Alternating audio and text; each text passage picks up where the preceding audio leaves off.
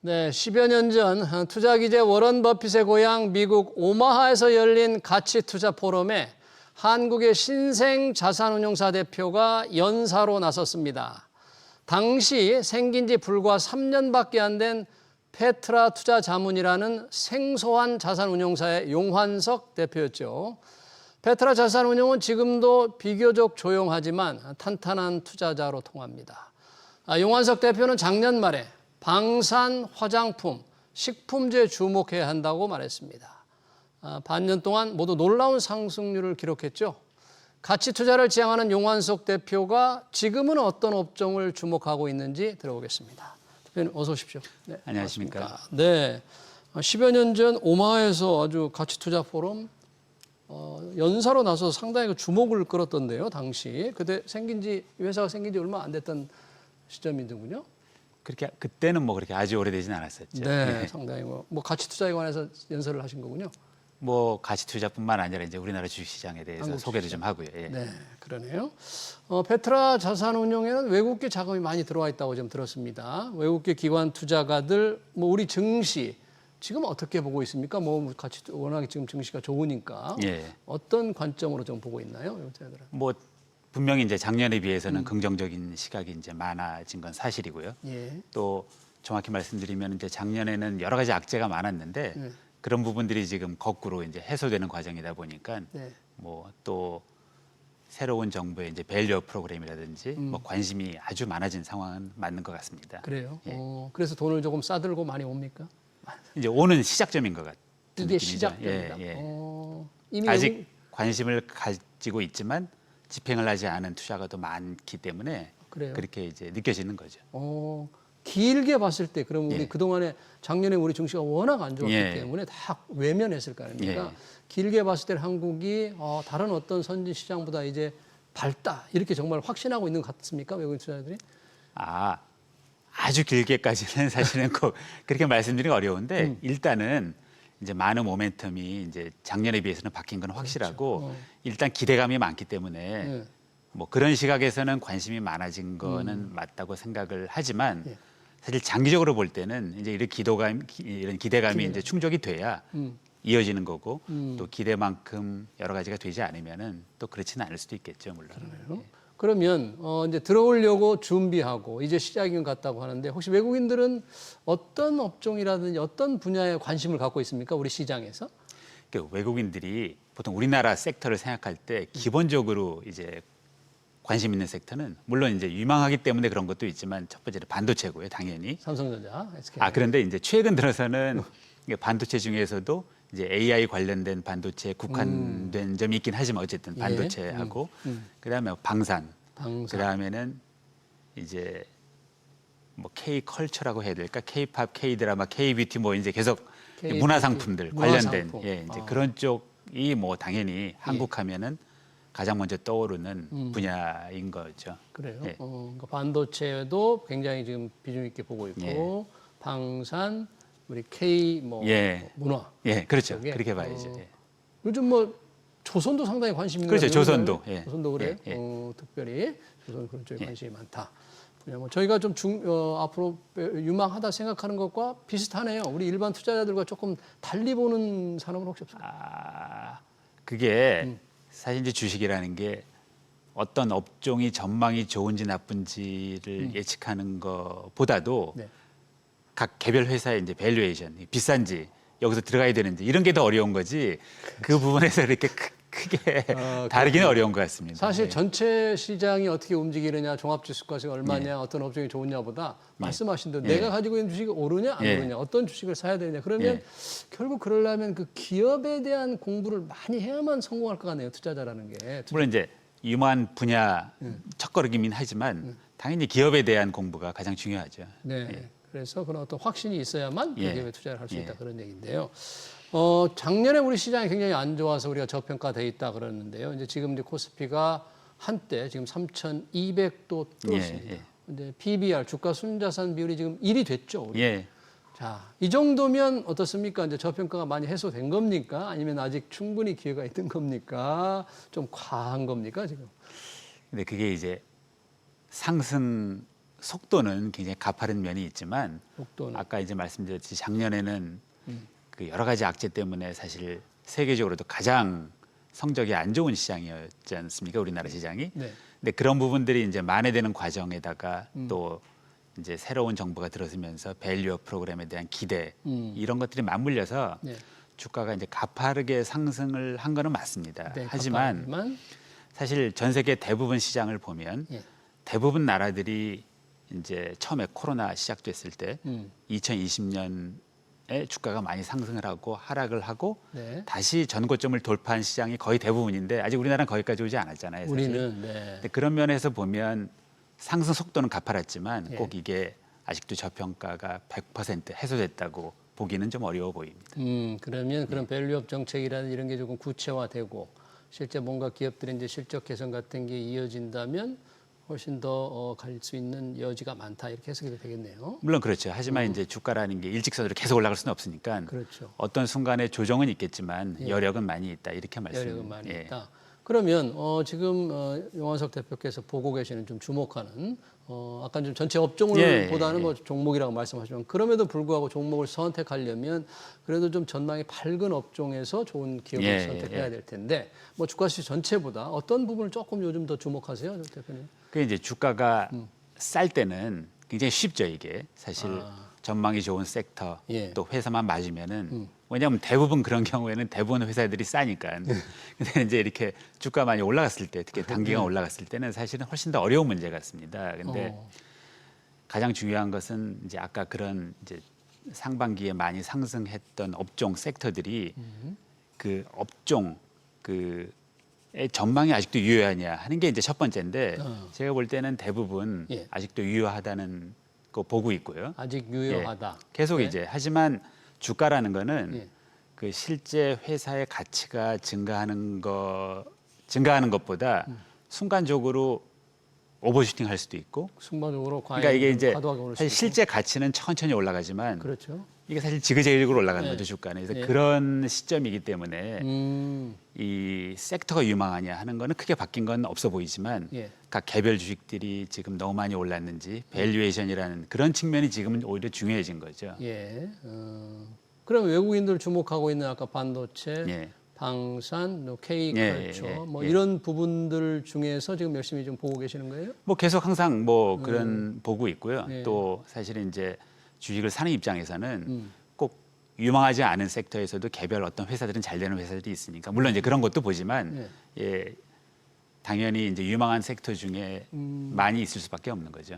유망하지 않은 섹터 중에서 좋은 기업은 어떻게 고를 수 있나요? 어떤 눈을 가야 되지? 그건 좀 어렵죠. 그렇지만 하지만 사실은 어떤 회사는 예를 들어서 예. 뭐 가장 쉬운 예를 들면은 식당하고 비교를 해보면은 우리나라에 사실은 식당들이 굉장히 많잖아요. 너무 그러면은 많죠. 대부분 요즘에 보면은 다 잘 안 되죠. 대부분이 네. 경기가 안 좋으니까. 하지만 잘 되는 식당들은 그래도 굉장히 잘 되잖아요. 그렇죠.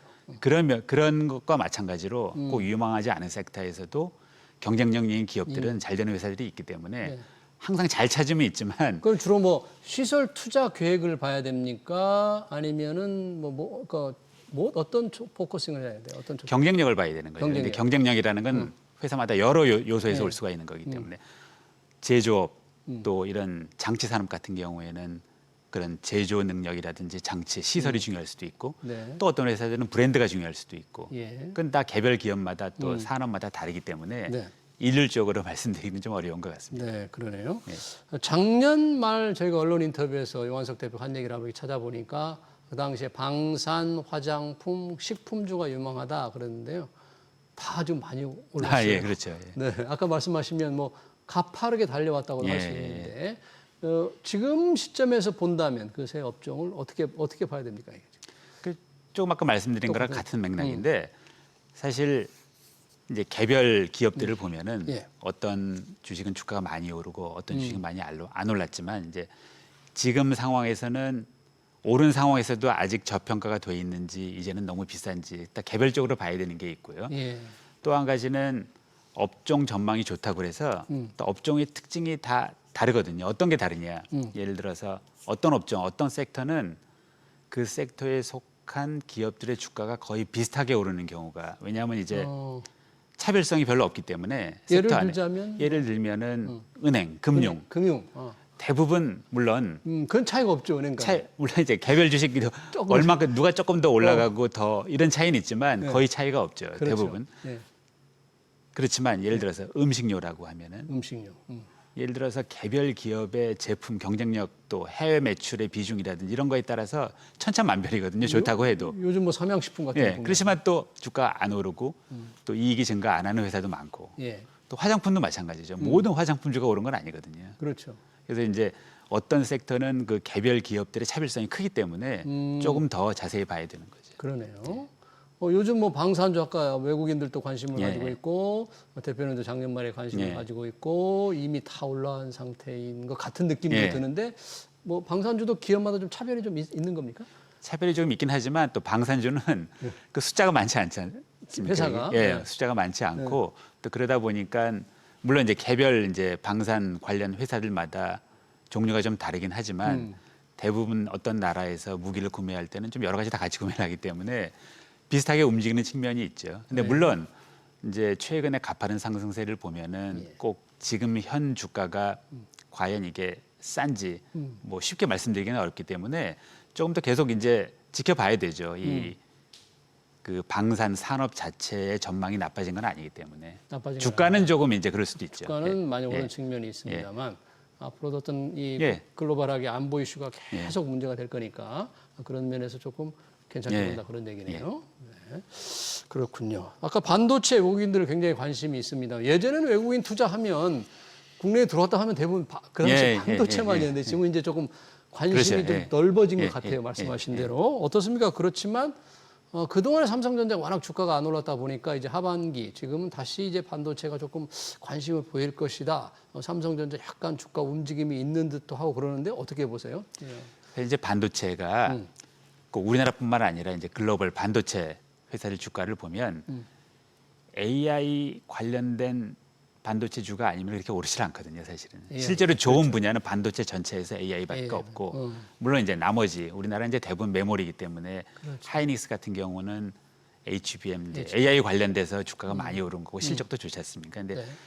나머지 기본 메모리 자체는 물론 이제 작년에 그 최악의 상황을 지났다고는 하지만 앞으로도 전망이 좋은 거는 AI 관련이죠. 그래서 삼성전자 케이스에는 언제 엔비디아 납품이 되는지 이런 거를 좀 봐야 되고 하이닉스의 전망은 계속 밝다고 봐야 되죠, 당분간. 그래요. 예. 지금도 상당히 뭐 30만 닉스다 하면서 아까 말씀하신 대로 이제 개별 주가가 짧은 기간에 확 너무 빨리 예. 달려온 느낌이 나지만 여전히 인공지능 AI 관련해서 하이닉스는 밝은가요? 지금 시점에서도? 뭐냐면은 이제 AI 투자 자체는 예.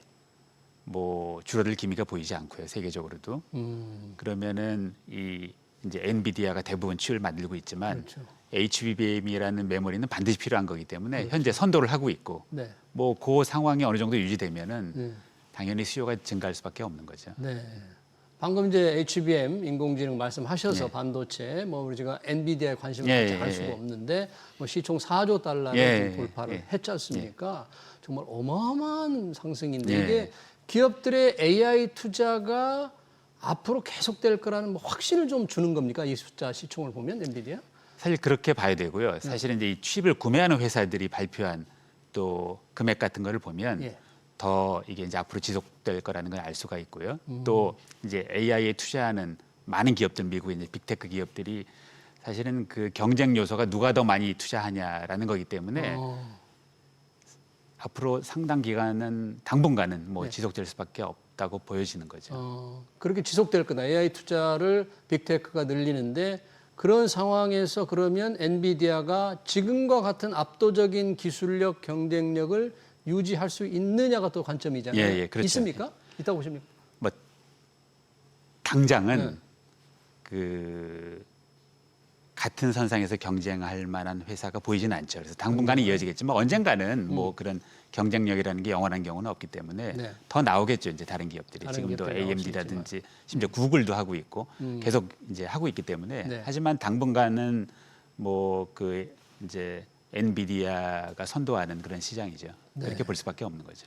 엔비디아와 함께 우리 서학개미들이 많이 가지고 있는 테슬라는 정말 변동성이 너무 큽니다. 그죠, 일론 머스크 CEO의 이제 트럼프 대통령과의 관계 때문에 주가가 오르락내락 하는데 테슬라의 경쟁력은 어떻게 보세요? 엔비디아와 이렇게 좀 견줘서 본다면 업종이 많이 제가 이제 이 다르지만 개별 주식에 대해서는 이렇게 하지만 이제 미국 주식이니까 네. 이제 테슬라 같은 경우는 조금 이제 엔비디아하고 좀 다른 게 일단 테슬라의 중요한 시장 중에 하나가 이제 중국인데 그렇죠. 중국에서는 점점 경쟁력을 잃고 있거든요. 사실 어떤 면에서는 이제 그런 부분 또 최근에 이제 미국에서 법안이 통과되면서 테슬라 이익의 상당 부분이 사실 크레딧 매출에서 나온 건데 크레딧 매출. 예, 그러니까 이게 그 기존에 이제 다른 자동차 회사들 이산화탄소 배출이 많은 회사들이 그 테슬라는 전기차밖에 생산을 안 하기 때문에 네. 이 크레딧을 이제 서로 사고 팔고 해서 그걸 탄소 팔고 배출권. 예, 탄소 배출권을 탄소 팔고 배출권을, 네. 근데 그 부분을 이번에 이제 필요 없게 만들어낸 게 이번에 이번 법에 통과하기 법안에서? 때문에 그 부분 매출이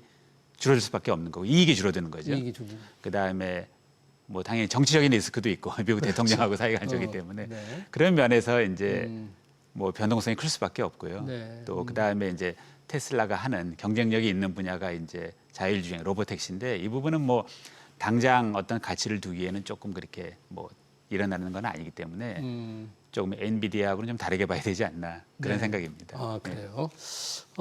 지금 페트라 투자 자산을 우리가 행동주의 펀드를 운영한다 이렇게 말할 수도 있습니까? 주로 저희가 그런 건 아니고요. 아닙니까? 예, 예, 네. 그러면 가치 투자를 이제 지향하고 계시다고 예. 했잖아요. 이 가치 투자자로서 가치 투자를 어떤 원칙으로 삼는 분으로서 우리 투자자들한테 좀 투자 원칙, 투자 방향 이렇게 좀 조언을 해주신다면 어떻겠습니까? 예, 제가 이제 사실 이런 업을 하고 있기 때문에 뭐 주위에서 이제 개인들 투자가들 많이 문의를 하고 이제 그러거든요. 특히 이제 주가가 올라가면 더 이제 많이 물어보는데 제가 가장 하고 싶은 말은 이런 겁니다. 그 대부분 물어보는 사람들이 당연히 자기가 전문성이 없으니까 이제 물어보는 건데 대부분은 이런 거거든요. 누가 뭐 좋다는데 이거 사도 되냐. 근데 그렇게 사지 말라는 게 제가 항상 하고 싶은 말이에요. 누구한테 귀로 흘려 듣고 그렇죠. 하지 마라. 내가 아는 회사 주식을 사야지 누가 좋대더라.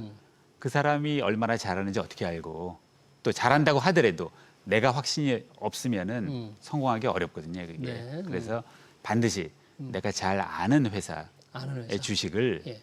사야 된다라는 게 항상 제가 하는 말이죠. 네. 아는 주식을 알려면 그 회사에 대한 기업 공부를 좀 많이 해야 되잖아요. 그 기업의 뭐 많이 해야죠. 산업과 예. 그 기업의 특징, 예. 경쟁력을 다 공부해야 되는데 어떤 면에 특히 관심을 갖고 좀 봐야 돼요. 그러면.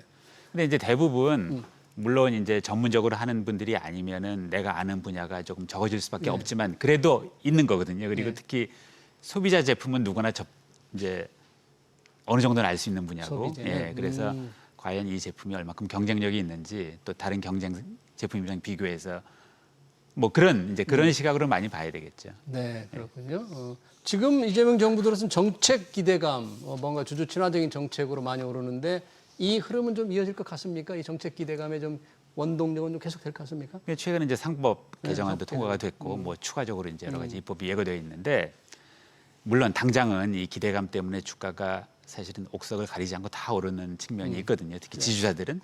하지만 시간이 좀 더 지나면 상법이 개정됐다고 해서 모든 기업들이 다 정책을 주주 친화적으로 하는 건 아니기 때문에 결국은 좀 가려지겠죠. 예. 네. 시간이 지나면. 예. 그렇군요. 잘 알겠습니다. 페트라 자산운용의 용환석 대표와 함께 시장을 보는 눈 잘 들었습니다. 용환석 대표님 고맙습니다. 감사합니다. 네.